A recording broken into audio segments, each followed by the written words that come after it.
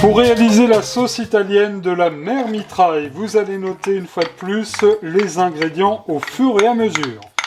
Alors, cette sauce italienne qui va accompagner les courgettes grillées, de très bonnes pâtes également, vous verrez c'est très très bon avec.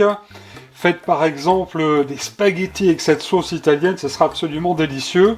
Tous les légumes grillés, la sauce italienne de la mère mitraille, c'est parfait. Dans la sauteuse, 2-3 bonnes cuillères à soupe d'huile d'olive.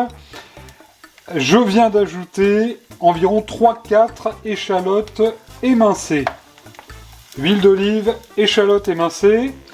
On va ajouter avec ces échalotes 2 belles gousses d'ail que j'ai émincées également grossièrement. Vous allez voir, c'est une sauce qui est vraiment très très simple à réaliser, très parfumée, vraiment très très bonne. Alors on va faire rissoler tout ça gentiment, échalotes, ail, et nous allons ajouter tout de suite l'équivalent de 150 g de jambon de Parme que vous le voyez, j'ai coupé en petites lanières, petites lamelles. Jambon de Parme ou autre chose, hein, mais vous prenez ce que vous avez sous la main. Et on va faire donc rissoler tout ça gentiment, à feu moyen, de manière à ce que tout cela dégage vraiment son bon goût. Quelques minutes après, vous le voyez, les échalotes sont devenues translucides, et puis nos petites lamelles de jambon commencent à colorer, et ça sent déjà très très bon. Je peux vous le dire, ça n'est pas terminé. Pour cette sauce italienne, on va ajouter maintenant 2 beaux champignons de Paris. Je n'ai pas trouvé des champignons de Rome, donc j'ai pris des champignons de Paris. On ajoute donc 2 beaux champignons de Paris. Je repose le plat. Et on va laisser suer ces champignons jusqu'à temps qu'ils perdent tout leur eau. On va bien sûr mélanger l'ensemble au fur et à mesure. Voilà, là c'est parfait, quelques minutes après.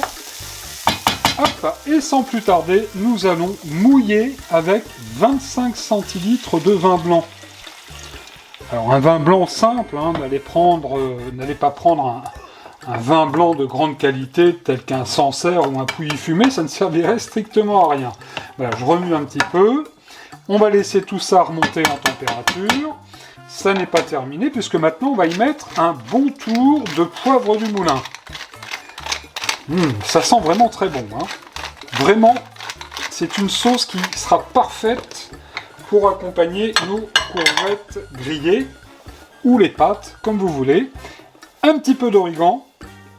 Allez, une petite pincée d'origan, ça c'est le soleil de l'Italie. Ça fait toujours du bien. Et puis on va bien sûr mettre un petit peu de fleur de sel. Voilà.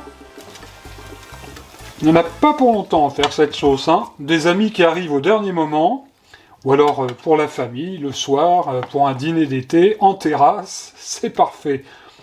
Voilà, ça remonte en température. Restez avec nous, ça n'est pas terminé, puisque maintenant nous allons ajouter 500 g de sauce tomate.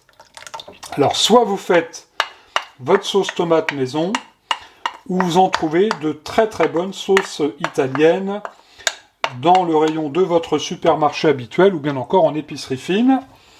On va bien remuer tout ça. Ça sent vraiment bon. Les couleurs de l'Italie. Voilà. Et nous allons mettre, pas d'Italie sans olives, l'équivalent d'une bonne vingtaine d'olives vertes que j'ai, vous le voyez, coupées en 2. L'ensemble à bien remuer, gentiment. On va laisser remonter en température. On va couvrir la sauteuse ou la casserole. Et puis, nous allons laisser mijoter tout cela environ une petite quinzaine de minutes à feu moyen.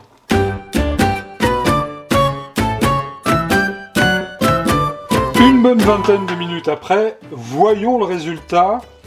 Mon Dieu, est-ce que tout va bien dans la casserole? Regardez-moi cette belle sauce. Tout y va bene, oulala, délicieuse, les olives, les petits dés de jambon, notre sauce tomate qui est bien onctueuse. Écoutez, il n'y a plus qu'à se régaler maintenant parce que vraiment cette sauce italienne est un terrible délice.